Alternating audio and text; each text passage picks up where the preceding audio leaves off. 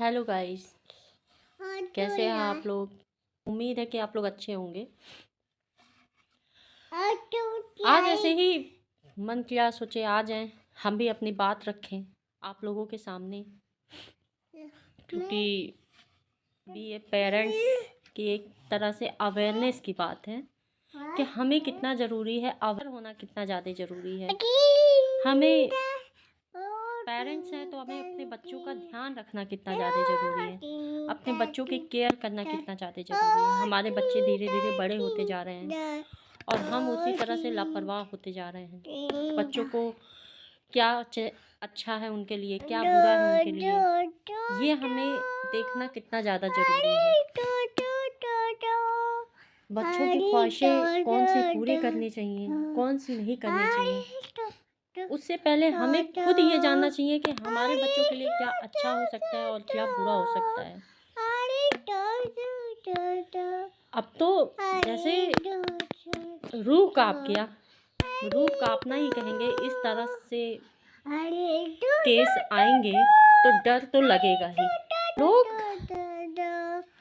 किसी से क्या कहा जाए,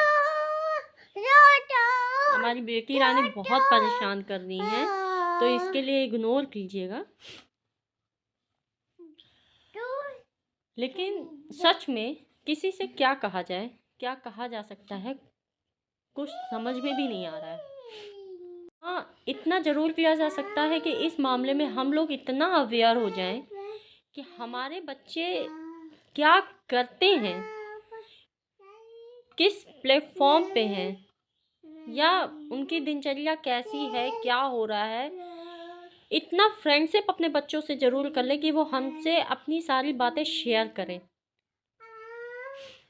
मैं ये नहीं कहूँगी कि आप अपने बच्चों को डांटिए नहीं, गलत कर रहे हैं तो ज़रूर डांटिए, ज़रूरत पड़े तो पिटाई भी कीजिए, कुछ गलत नहीं है। हमारे पेरेंट्स ने भी हमको कूट कूट के ही बड़ा किया है, तो बच्चों को थोड़ा समझाना ज़्यादा ज़रूरी है।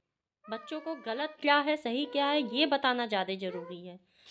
बच्चे कर क्या रहे हैं ये हमें जानना ज़्यादा ज़रूरी है। हम यूं ही बच्चों को छोड़ दें, ये अच्छा नहीं है। अभी एक मामला आया कि 3 बच्चियां सुसाइड कर लेती हैं। एक 16 साल की थी, एक 14 साल की, एक 12 साल की।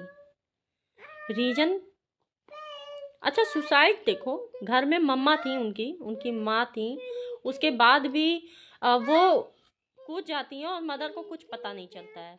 कूदी भी ऐसी जगह से जहाँ पे फादर ने बड़ी ही प्रोटेक्शन के साथ वो विंडो बनवाई थी। लापरवाही एक हुई कि उनके फादर, उनकी मदर ने उनको फ़ोन दिया हुआ था जिसमें वो गेम खेलती थी, कोई कोरियन गेम जिसमें टास्क होते थे। उनको टास्क कंप्लीट करना था, बस सुसाइड अटेम्प्ट कर लिया उन लोगों ने। अब उन बच्चों को कहाँ इतनी समझ है कि इस गेम से उनके साथ क्या होगा। उन्होंने सुसाइड किया, वो वापस थोड़ी ना आएंगे।